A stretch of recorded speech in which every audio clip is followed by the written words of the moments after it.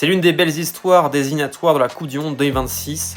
Andrews Tété, né à Athènes d'un père ghanéen et d'une mère du Sierra Leone, est renommé Andreas Tété depuis 3 ans et sa naturalisation pour la Grèce a fêté hier sa première sélection contre l'Écosse. Il est entré à la mi-temps et a tout de suite été décisif sur une action rapide menée en contre avec une passe D à la clé pour le deuxième but de la Grèce. Et ce qui est à souligner dans son parcours, c'est que c'est un joueur qui a connu pas mal de galères. Il a mis du temps à émerger, mais finalement, après une très belle saison à Kifisas, il a connu la première division grecque, la Super League. Mais après 2 saisons à plus de 10 buts en championnat, il a connu une première année compliquée en première division grecque avec seulement 1 but après 30 matchs et une relégation à la clé.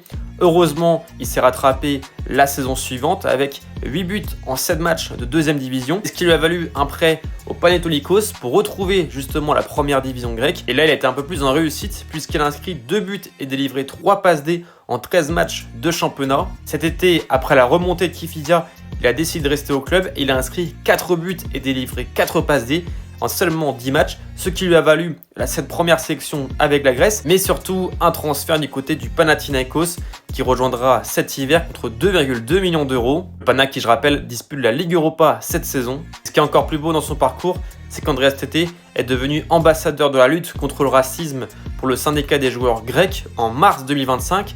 Il y a quelques jours, il a même été nominé dans la catégorie du prix du mérite délivré par la FIFPro pour l'année 2025. C'est dire vraiment son engagement pour la lutte contre le racisme, d'autant plus qu'il donne des conférences dans les écoles et collabore avec des ONG en sensibilisant notamment les médias grecs en tant que voix puissante contre la discrimination. Au passage, je vous invite à suivre Football Grec France, un compte qui partage l'actualité du football grec en français et qui fait vraiment du bon travail et qui permet notamment de découvrir ce genre d'histoire, tout simplement. En tout cas, j'espère qu'on retrouvera Andreas Tété avec le maillot de la Grèce pour les prochains rassemblements. Malheureusement, ça ne sera pas pour la Coupe du Monde 2026 puisque les Grecs sont éliminés, et pourquoi pas à l'Euro 2028.